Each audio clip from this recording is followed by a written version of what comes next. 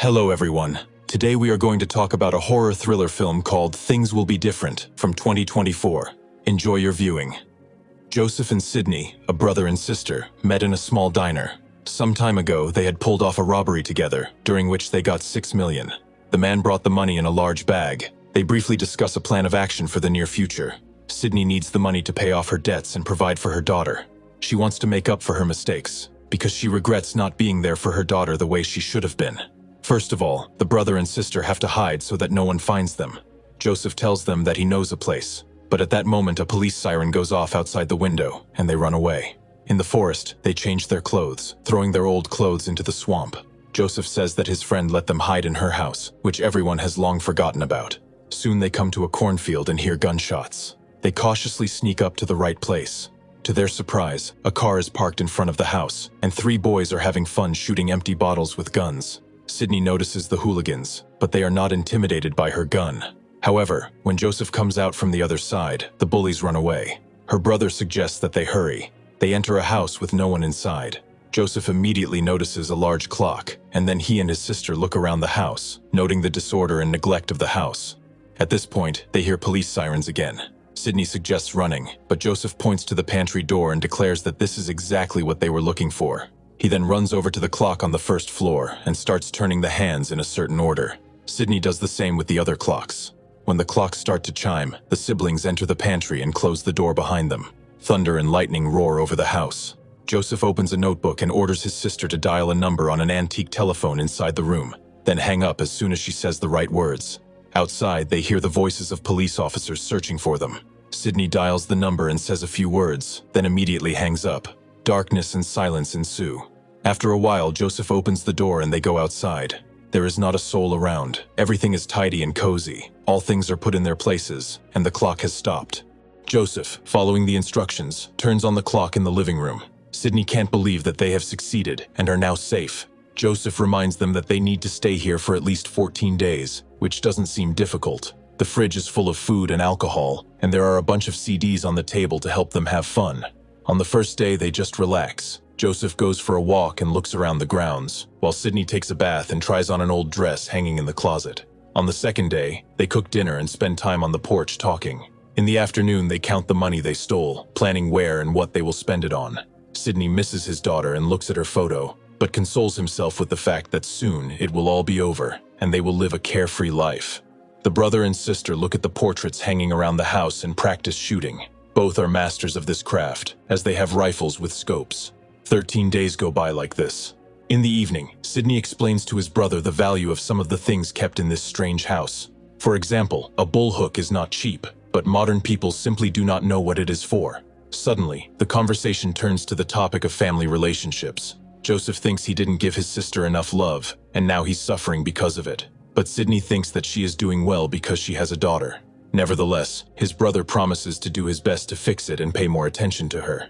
Sydney asks about his friend who provided them with this shelter, but Joseph cannot explain who she is or how her house works. He admits that the woman gave him her notebook out of pity. Suddenly, Sydney remembers her parents. She remembers her mother, and Joseph remembers his father. Together, they remember how their mother used to play the piano. But the best part is that Sydney remembers a song that was playing on a CD in the stereo. Although she doesn't know its name, the woman starts humming the old tune and suddenly asks her brother to bring it back to her daughter. Finally, the time comes when they can go home. Sydney tidies up while Joseph gathers their bags and burns the rest of the trash. When they come to the closet door, they find it boarded up. An inscription is carved on a wooden board. "Go to the old mill next door." The woman becomes hysterical and starts running to the mill. Her brother catches up with her and tries to calm her down. They begin to explore the premises, and in the basement they find church pews. Soon, in the light of a flashlight, they discover a decomposed body. Words are carved on the pedestal, in a time loop, and a request is written to leave signatures under this message if they understand the meaning and are ready to fulfill the requirements.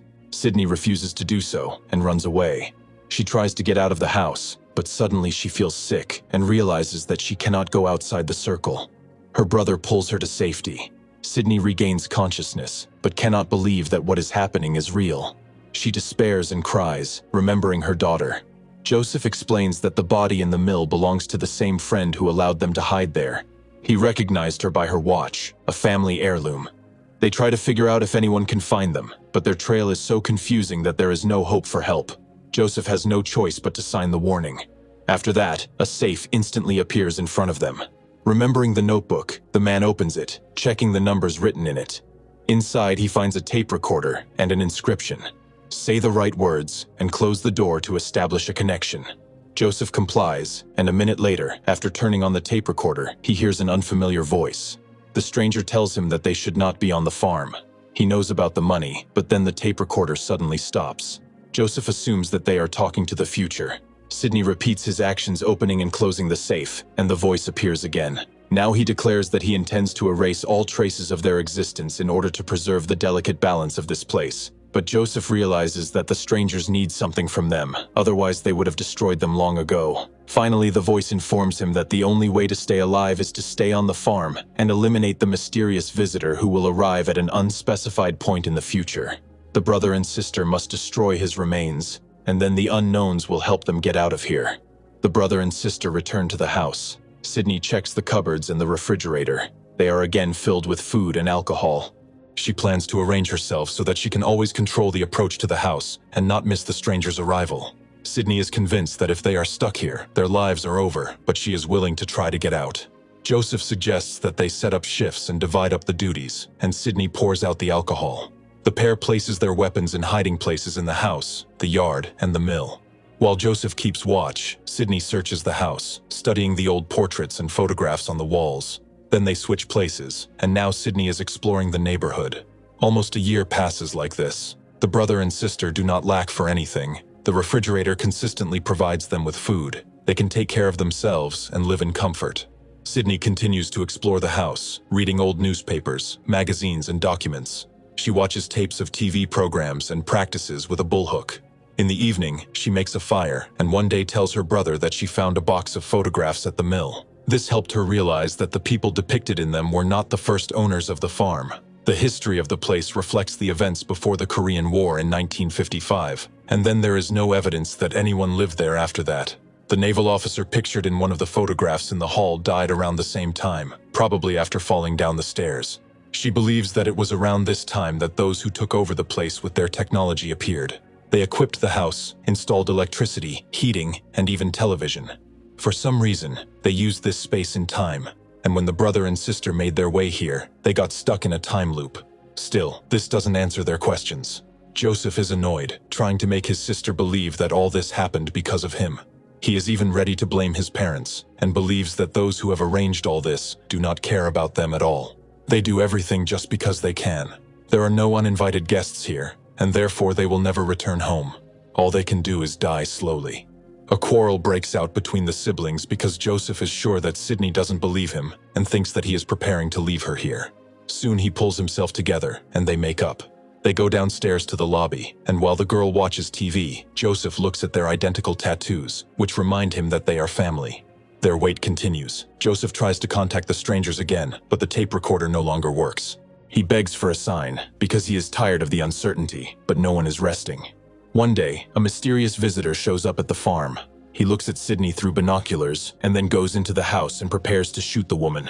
Joseph notices it and warns his sister with a loud shout. The bullet flies by. Then the hooded stranger opens fire on Joseph, but he also manages to enter the house and hide. The brother and sister begin hunting for the visitor, but so far they have not been able to find him. Joseph walks around the perimeter of the house and decides to get to the weapon hidden in the field. The stranger shoots him, and the man returns to the house, where he is caught up by the same hooded man. Later, Sidney hears music coming from the field and sees a man with a tape recorder playing their mother's song, with Joseph at his feet. The woman goes out into the field, and an argument begins between them, during which Sidney is injured. She hides in the house, bandages her wound, and discovers that the closet is locked again. In anger, she tries to break the door, but a warning appears on the board warning her not to do so. At the same moment, a safe appears in the room. At this time, Joseph, with his feet tied, regains consciousness in the church. Sidney opens the safe and reestablishes contact with the unknown. She declares that she intends to take her brother and leave here at any cost, but is told that if she breaks the door, she and her brother will die in this place. At this point, the visitor notices that Joseph has regained consciousness and is trying to reach for a gun, but is unable to do so. A voice from the tape recorder tells Sydney that they can't take any chances because the stranger might break out of the circle. The woman talks about the music her mother used to play, but she is assured that the visitor is not her mother. Meanwhile, the visitor, who for some reason cannot speak, writes a note to Joseph ordering him to contact the strangers and confirm that they have complied with the demands and killed the stranger. Meanwhile, Sydney is persuaded to tell him everything she knows about the visitor, and then they will tell him why they are sure it is not her mother. The call is suddenly cut off. At this time, a stranger in the church hands Joseph a tape recorder to confirm the guest's death. The man says he left the body outside and reports that he is wounded. If they can contact Sydney, they should let her know, and then the two of them can provide them with the body. The girl is given this information and goes to help her brother. Meanwhile, the visitor, communicating in writing, informs Joseph that he is looking for the person who sent his family to the other side. At this point, Sydney accidentally makes a noise outside, and the stranger runs outside. A shootout ensues, and this time it is the secret guest who escapes. Joseph reaches for his gun and frees himself, while Sydney catches up with the stranger in the house. They fight. The woman wounds him, knocks him down, and tries to rip the mask off his face. She barely manages to do so, and under the mask, she recognizes her adult daughter. While she is trying to realize this fact, Joseph breaks into the house and shoots the secret guest. Sydney tries to protect daughter, and a bullet hits her. While her brother mourns his dying sister, girl escapes through the barn. Joseph, left alone, tells the stranger through a tape recorder that the visitor is gone. He says goodbye to Sydney, and following the instructions, waits at the mill. Soon, Joseph finds himself in an unknown place, where he meets the stranger from the tape recorder and a woman. They demand that Joseph provide information about the visitor, but he is unable to do so because he does not know that it was actually Sydney's daughter. He is informed that he and his sister have violated the instructions, and now all traces of their existence will be erased. The strangers apologize because they had pinned their hopes on them and let down those to whom they were responsible. Joseph begs them to give him one last chance to save Sydney and make amends. The strangers agree, and Joseph finds himself in the first day of the beginning of their story.